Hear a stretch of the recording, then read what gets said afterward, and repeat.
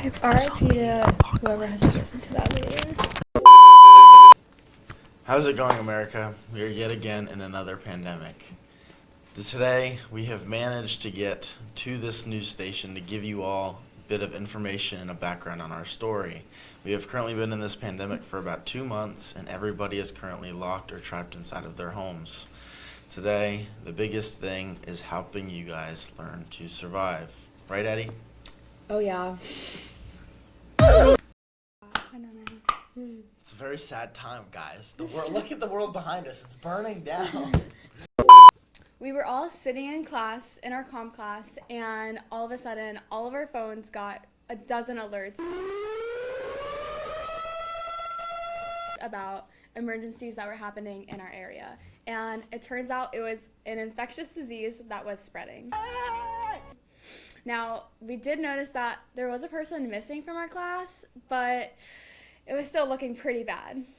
And panic started to set in really quick, so we had to get out fast. But we did not have time to worry about the one person missing. So we managed to get out of class, get to the stairwell where about 100 other students were doing the exact same thing, trying to leave campus. We eventually made it out to the south parking lot of campus, and we got into a gray Ford Mustang. And the three of us loaded up and had to do elusive and evasive driving to get around traffic and other people. Clapping it up. They're clapping it up.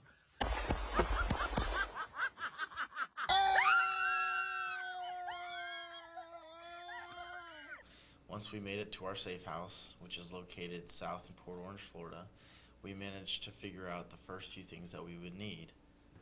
So during the first outbreak, people were too focused on running and hiding that they forgot all the basic survival skills that people needed. So in the 2026, sorry, I can't. Stop it. Get some help. Okay. In the 2026 Wilderness Survival Guide by Tim Corkin explains that exposure can kill you in little as 3 hours, just 3. And dehydration can take you out in as little as 3 days, which is a very small window. So that's why it's very important to find shelter and water as fast as you can. Perfect. And another important thing that we did have to set up immediately was leadership and responsibilities. Now, the Sage Journals has an article written by David A. Buchanan and Marcus Halgren. Shut up! Okay, so, stop. That was going to be so good. Sorry. The next most important step was figuring out our leadership structure and responsibilities. The Sage Journals has an article written by David A. Buchanan and Marcus Halgren from October 8th, 2018, titled Surviving a Zombie Apocalypse, Leadership Configurations in Extreme Contexts. Now, this article emphasized that self-leading teams and dispersing roles leaded to better impacts and a better structure amongst the team and survival, which is what we did. We were able to divvy up tasks that we needed and go from there. Yeah. There's zombies outside the newsroom. Yeah, there are. Low-key, they're roaming the halls Yeah. right now. Nice. Mason decided to focus on animal, wilderness, and zombie survival, and Addie decided to take charge on the types of plants that would be useful for us, for any medications and how they would be able to help us. And I focused on what clothes we should pack and that would be useful for us. Comes after that. So, to let you guys know, we're going to take a trip to the local store to show you exactly what we needed to wear and what we needed to defend ourselves with. And we will teach you on how to avoid any type of animal, any type of zombie, and keep yourself protected while you are out in these wild times. Next up, clothing. Very important. Now, Sean Gold wrote an article with True Pepper titled Survival Clothing You Can Count On, and this was from November 3rd of 2025. Now, he emphasizes that the right survival clothing can make or break the range of situations that you're in. Now, base layers are essential, and colors like these will definitely keep you hidden in. And a perfect example of what we want to see for an outfit could be seen here.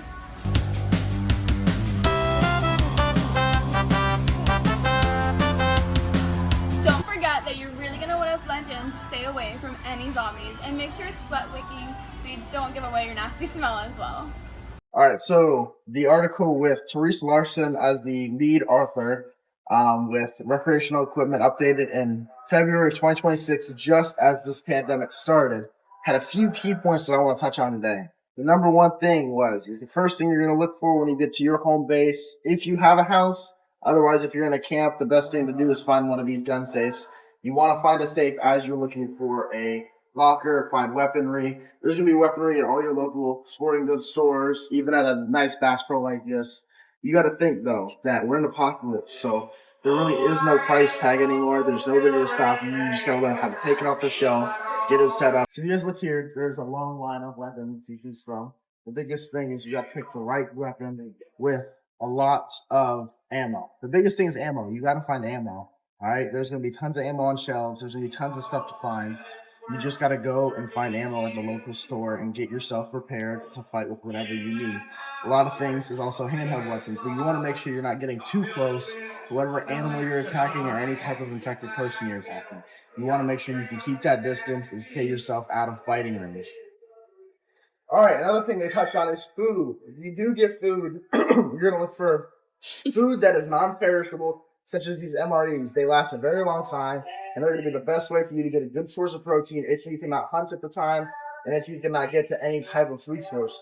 You need to load up on all of these that you can. All they take is you just boiling water and pouring it in. My personal favorite is biscuits and Gabe's gravy. It is very nutritious, and it tastes very delicious. It's super quick, super easy.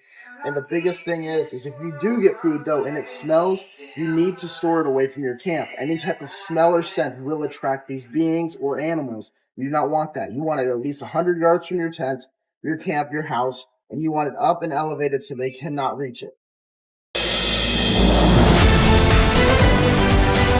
Breaking news! We just got word that the two biggest people responsible for this are none other than the infamous weather boy, the one man who was not present the day that we were in class. And we found out through secret dark phone records that he was in correlation with none other than Palm Beach Pete. You're joking. They had flown out to a private island and tested multiple drugs on these innocent little animals and these enormously innocent grown adults.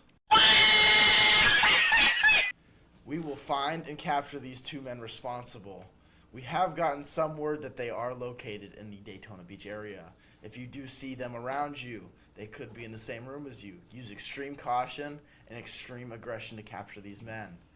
If they are caught, tie them up. They are into it. Alright guys, but the biggest thing though really is to keeping yourself alive is we've already told you how to stay safe, how to dress, how to avoid and approach these animals and creatures. Alright? But the next thing really is the biggest of all. If you get hurt, you fall, you get bitten somehow, there are ways you can help yourself. And Addie is really going to help you with these plants and medications. Hey guys. Slay. Wait, I don't actually have like example ideas. Oh my god, we're gonna die. We're all gonna die. Okay, so according to the Online Herbal Remedies Advice Guide by Jenny Twindell, accessed on April 2nd, 2026, medical plants can actually be life-saving when there's no doctor around. So we had to really rely on what was around us, like basic plant knowledge, natural remedies, and plants like this, and this. Also this, and this. To treat injuries, things like cuts, bruises, anything like that, so that we could stay functional. And that's what kept all of our small problems from becoming fatal in the future. Okay. So if you guys are outside, your biggest priority needs to be finding shelter, finding water, possibly food. Make sure that you guys have the right clothing because it will help. And just stay safe out there. Time is very limited here, so you want to make sure you're using every second possible. Time is of the essence. And find the weather boy. boy.